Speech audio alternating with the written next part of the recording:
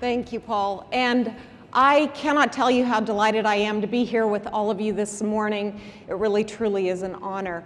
We're going to start with a little video. Can we roll that, please?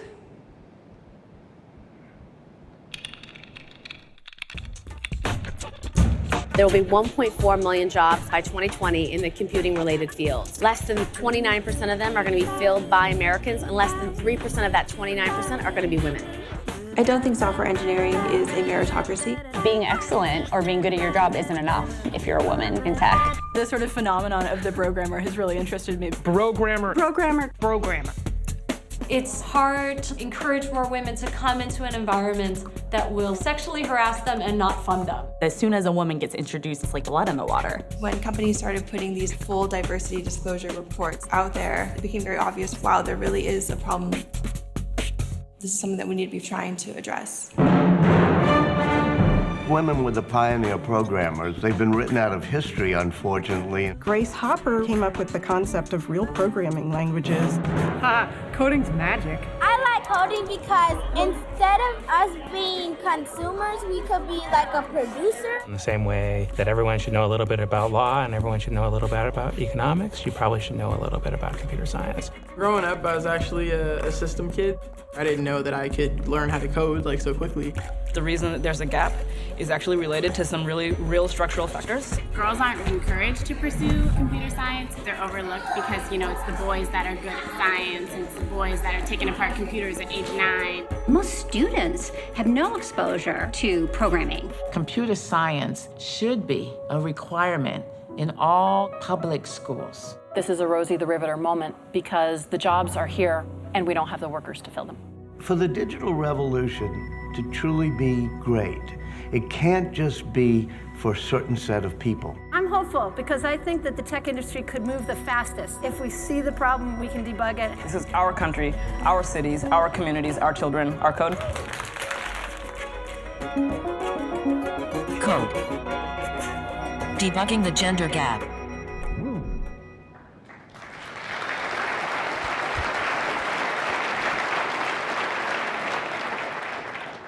So the numbers went by a little fast in the film there.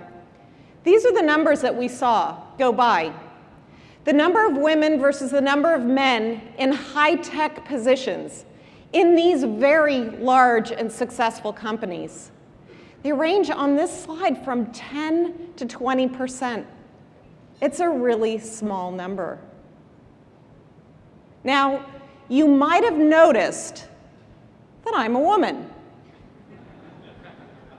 And I'm a computer scientist. Thank you. And about 2 years ago, we were introduced to Robin Hauser Reynolds and her colleague and friend, Stacy Hartman. Robin is the woman there behind the camera. And we were introduced to them about 2 years ago, and they were in the process of, in the early stages of creating the film that you just saw the trailer for. Pivotal immediately jumped on board and sponsored the film. So, and that's when I personally got to meet Robin and Stacy and got involved in this movement. And I have a confession to make, that it wasn't unusual for me, and I've been in this career for about 25 years, and it wasn't unusual for me to notice that, oh, I'm in a room of 30 people and I'm the only woman, or maybe one of the only 2 women in the room. But up until I met Robin and Stacy 2 years ago, I didn't really think much more about it than that.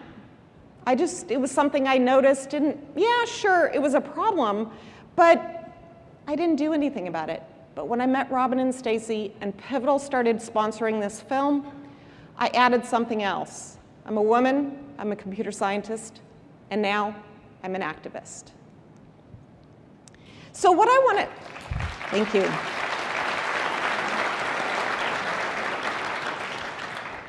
What I want to share with you today is what I like to call a tale of 2 ladies.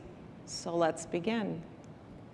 This person is my niece, Samantha. This is taken a few years ago. She's in about the 5th grade here. She is a beautiful young lady. She's athletic, she's outgoing, she's fun, she loves math, and science, and you know what?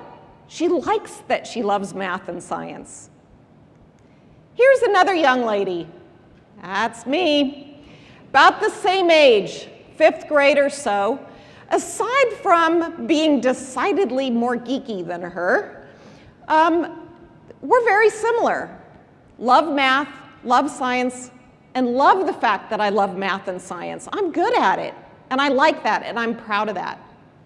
So right now, her story and my story are fairly similar. Let's fast forward a little bit. Here's Samantha in high school, and let's eavesdrop on a conversation. Samantha says, "Today was a moderately good day." And her friend says, "Yeah, except math." And she says, "Oh yeah, that's right. I'm so confused. I'm so lost." What happened? Literally from one year to the next, Samantha went from being proud of being good at math to being totally lost. What happened there?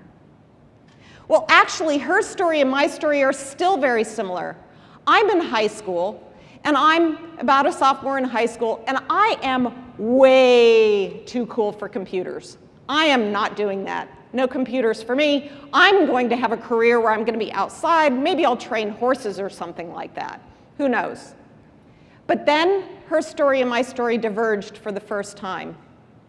When I was a junior in high school in 1981, yes, I am that old, I was so fortunate to go into a computer science class. This was in 1981. There weren't a lot of opportunities. Brilliant luck on my part. And by the way, I wasn't excited about it. I got to school at the first day of school, and I saw this on my schedule, and I was like, no, you forgot, I'm too cool for this. I'm not going to do this. And I ditched for the first 2 days. And for those of you who are not English speakers, by ditch, I mean, I just didn't go to class. I just didn't show up. But then on the 3rd day, I finally went to class. And I'm sitting there, and I'm still not enthusiastic. I've got my arms folded. I've got that teenage kind of attitude, and I'm leaning back and like, I'm going to show them that this is not for me. I'm intent on that. And my teacher wrote this program up on the board. And she said, "Who wants to try it?" And okay, I'm still trying to act too cool, but I'm getting a little curious at this point. So I said, all right, I'll do it. And I walked over to the wall where there were TRS-80s with tape drives next to them. And I typed in those 4 lines, and then I typed 3 letters, R-U-N. And it started to count on the screen, and I went,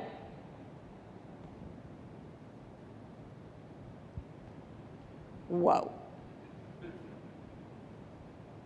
Whoa, that is cool. And from that moment on, I knew what I wanted to do in my career. I was going to do computer science. And so I went on, and I got a degree in computer science, and I did all of that. But the moral of the story here is that it's exposure. We heard it in the trailer. Young women and young men need to be exposed to this exciting field. It is so much fun, and they need to have the opportunity to see what it's all about. And we need to get to them before they self-select out. Self-select out? What do you mean by self-select out? What's up with that? Well, it turns out that by the time you get to high school, people have self-selected out. I just described that with Samantha, and I described it with myself. I got lucky, I got pulled back in, but I had self-selected out of that already. And what is it that's driving people to get self-selected out of that? This is the picture of computer science, right? This is the picture of computing professionals, and it's all men.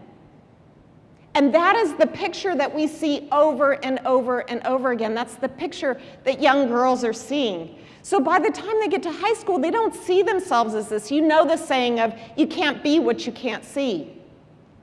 But let me show you another picture. Look at these beautiful faces. This is also the picture of computer science. Right there, front and center, with that beautiful smile, is a woman named Reshma. She is the founder of Girls Who Code. Let me tell you a little bit about Girls Who Code.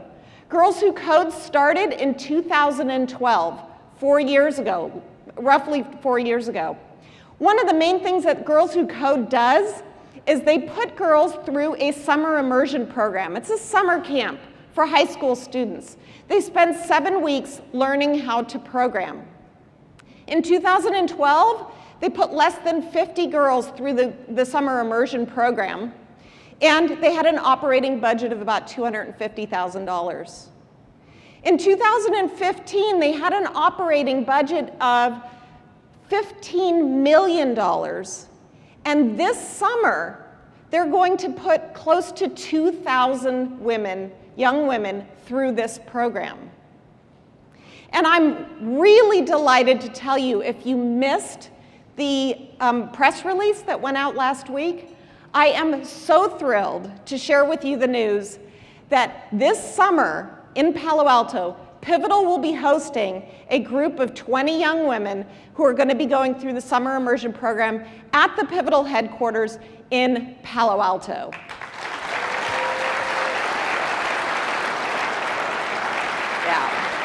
Absolutely. Yep. But there's another statistic that I want to share with you, and that is 100%.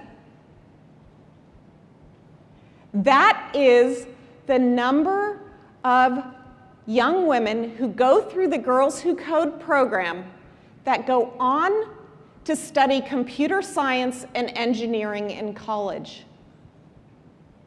100%. Who can say that about anything? 100%.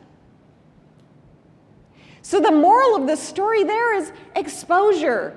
If they're exposed, they get excited and they do something about that.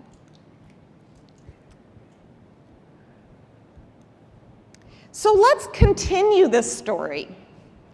So here is my niece again, and she is a high school graduate now. She's in college, and I'm delighted to tell you that despite the fact that she wasn't exposed to computer science or computer programming in high school, she is, and I tried to influence a bit, and I think I maybe had a little impact, she is majoring in computer science. She's a freshman in college.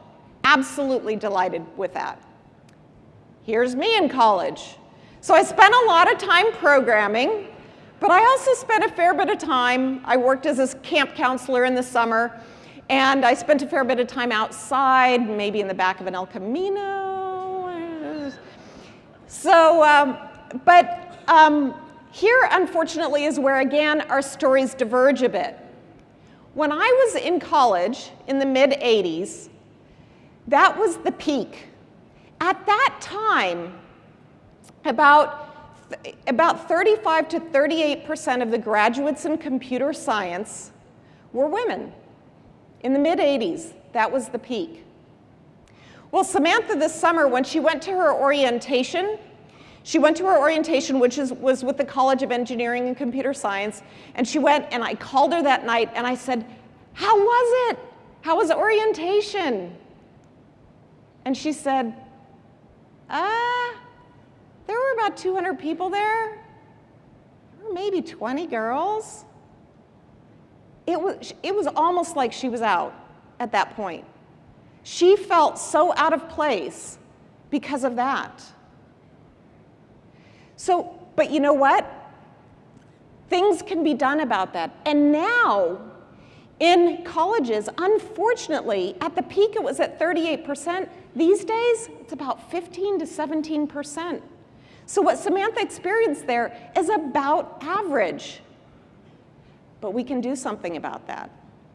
The University of Washington, for example, they looked at their numbers a number of years ago, and they were around that. that 15 to 17%, and they said, unacceptable.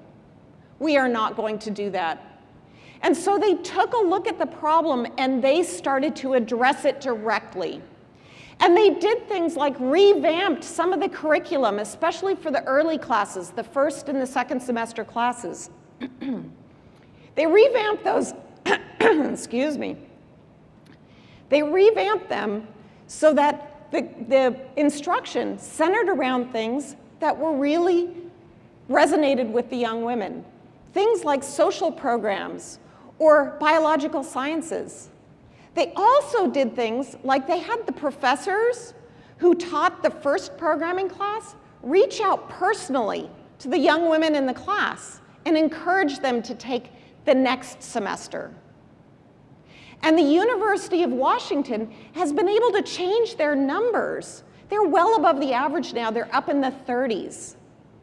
They did that with intervention. They went and changed their policies. They changed what they were doing. Now, one of the things that's really extraordinarily interesting is another number. 58% of the women who graduate with degrees in computer science from the University of Washington say that they were not initially interested.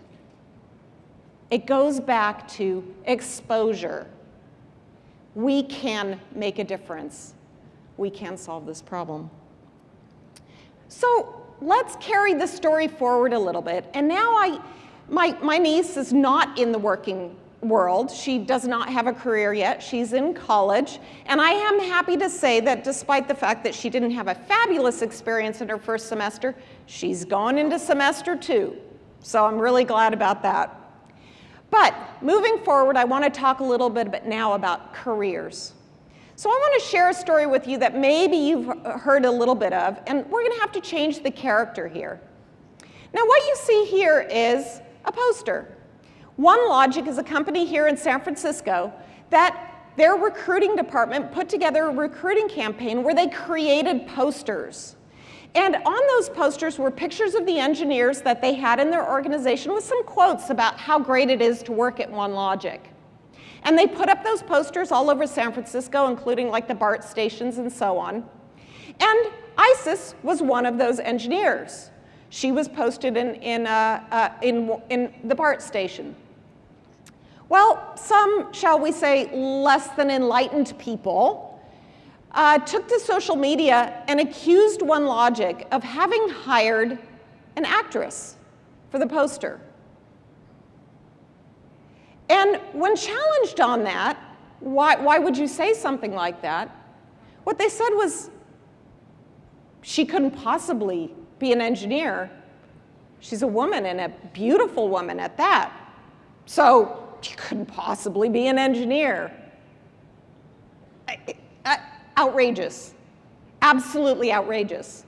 So Isis wrote a Medium post where she talked about some of the discrimination that she's faced as a female engineer in the workforce. Then she did something even more interesting and more impactful, if you will. She posted a picture of herself on Twitter with the hashtag "I look like an engineer." Well, what ensued after that? It went viral. We staged a movement. We staged a movement on Twitter. And when I say we engineers. What followed was thousands of engineers, men and women, posted their photos to Twitter with the hashtag "I look like an engineer." And it was fabulous. It was really great to be part of that movement. But let's take a look for a moment at why. Why did people say she couldn't possibly be an engineer? And it's not, in most cases, overt sexism. What it is implicit bias. We all have them. Do you see a vase or do you see two faces?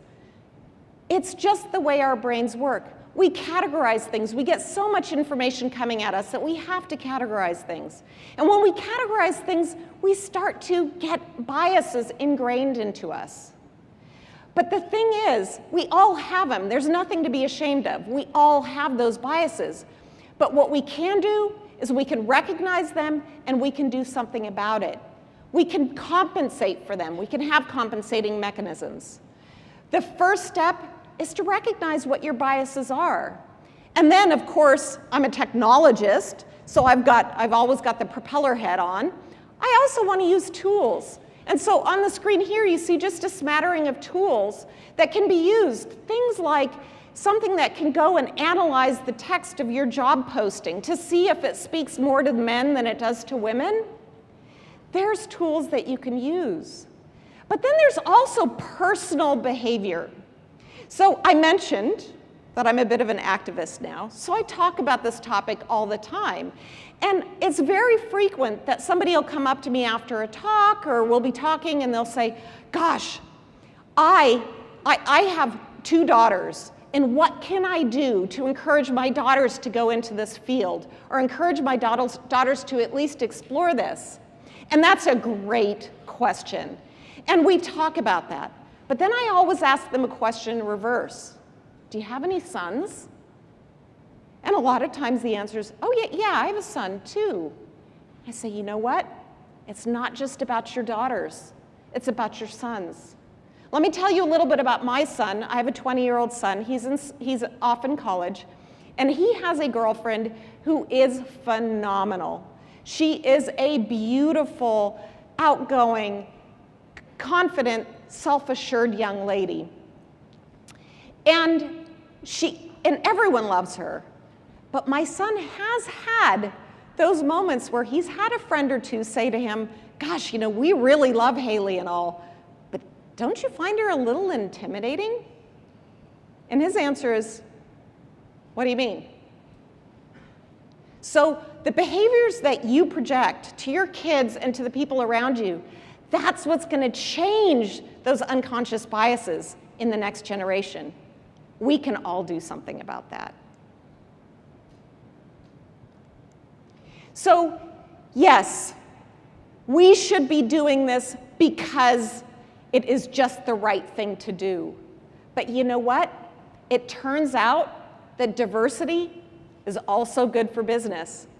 Companies with more diverse executive boards have 58% higher return on equity and 14% higher EBIT. It's good for business. It's absolutely good for business. And what could be better for business than hiring and attracting and retaining talent? And does that matter? The people that you're interviewing to bring into the company, does it matter?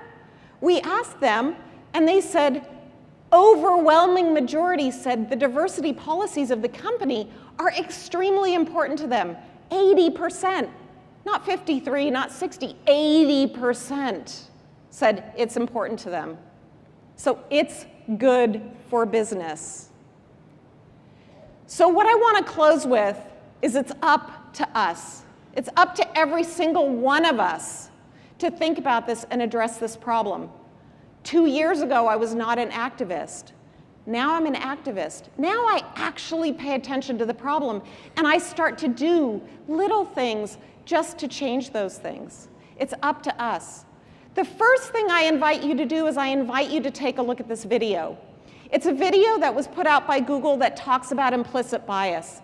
Extremely interesting. I invite you to view that video, and I invite you to really embrace it and have with true humility, and think about the biases that you have and what you can do to compensate for that. And then the other thing is get involved. Get involved in, there's so many programs like Girls Who Code or the Khan Academy or Black Girls Code. There are things that you can get involved in at Pivotal. Pivotal has a diversity Slack channel. We have grassroots diversity things happening across the globe. Get involved in those things. The good news is that we can make a difference. We can change, we can reverse that trend, and we'll all come out better for it. So thank you very much, and enjoy the rest of your day.